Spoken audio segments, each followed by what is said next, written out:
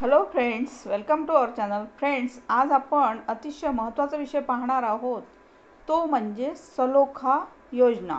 आता या सलोखा योजनेअंतर्गत मुद्रांक शुल्क व नोंदणी शुल्क याबद्दल काय निर्णय घेण्यात आलेला आहे, तसेच या योजनेची मुदत किती वाढवण्यात आलेली आहे याबद्दल आपण व्हिडिओमध्ये पाहणार आहोत. तर व्हिडिओ पूर्ण बघा, लाईक, कमेंट, शेअर करा आणि सबस्क्राईब करायला अजिबात विसरू नका. तर चला पाहूया आपण सलोखा योजनेबद्दल संपूर्ण माहिती. आता गेल्या काही वर्षापासून राज्यात सलोखा योजना राबविण्यात येत आहे.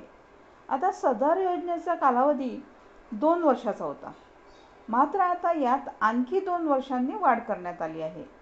त्यानुसार संबंधित शेतजमीन धारकांचे अदलाबदल दस्तांसाठी मुद्रांक शुल्क माफी दिली जाते.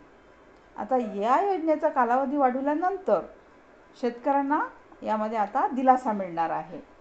आता महाराष्ट्रामध्ये किंवा देशामध्ये जमिनीच्या वादाबाबतची कोट्यवधी प्रकरणे विविध न्यायालयामध्ये वर्षानुवर्षे प्रलंबित आहेत. त्यामध्ये मुख्यतः मालकी हक्काबाबतचे वाद आहेत, शेतबांधावरून होणारे काही वाद आहेत, जमिनीच्या ताब्याबाबतचे वाद आहेत, तसेच रस्त्याचे वाद, शेतजमीन मोजणीवरून होणारे काही वाद, अधिकार अभिलेखातील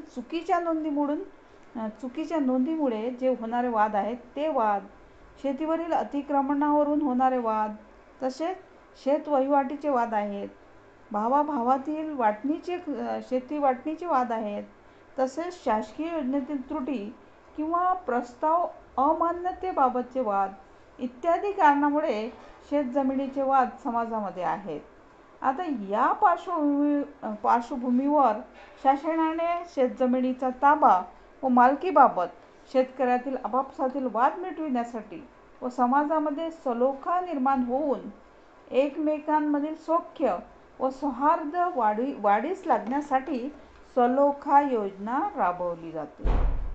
तर या योजनेच्या माध्यमातून शेतकऱ्याच्या नावावरील शेतजमिनीचा ताबा दुसऱ्या शेतकऱ्याकडे व दुसऱ्या शेतकऱ्याच्या नावावरील शेतजमिनीचा ताबा पहिल्या शेतकऱ्याकडे असणाऱ्या शेतजमीन धारकाचे अदलाबदल दस्तांसाठी मुद्रांक शुल्क नाममात्र 1000 रुपये व नोंदणी फी नाममात्र 1000 रुपये आकारून मुद्रांक शुल्क व नोंदणी फी यामध्ये सवलत दिली जाते.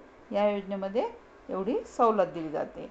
आता शासन निर्णयात काय म्हटलंय, तर शेतजमिनीचा ताबा व वहिवाटीबाबत शेतकऱ्यातील आपापसातील वाद मिटविण्यासाठी व समाजामध्ये सलोखा निर्माण होऊन एकमेकांमधील सौख्य व सौहार्द प्रेम वाढीस लागण्यासाठी एका शेतकऱ्याच्या नावावरील शेतजमिनीचा ताबा दुसऱ्या शेतकऱ्याकडे व दुसऱ्या शेतकऱ्याच्या नावावरील शेतजमिनीचा ताबा पहिल्या शेतकऱ्याकडे असणाऱ्या शेतजमीन धारकाचे अदलाबदल दस्तांसाठी मुद्रांक शुल्क नाममात्र 1000 रुपये व नोंदणी फी नाममात्र 1000 रुपये आकारण्याबाबत सवलत देण्याबाबतचा सलोखा योजनेचा कालावधी आणखी 2 वर्षांनी म्हणजेच दिनांक 2/1/2025 पासून म्हणजेच 2 जानेवारी 2025 पासून 1/1/27 म्हणजेच 1 जानेवारी 27 पर्यंत वाढविण्यास शासन मान्यता देण्यात येत आहे. ही खूप महत्त्वाची गोष्ट आहे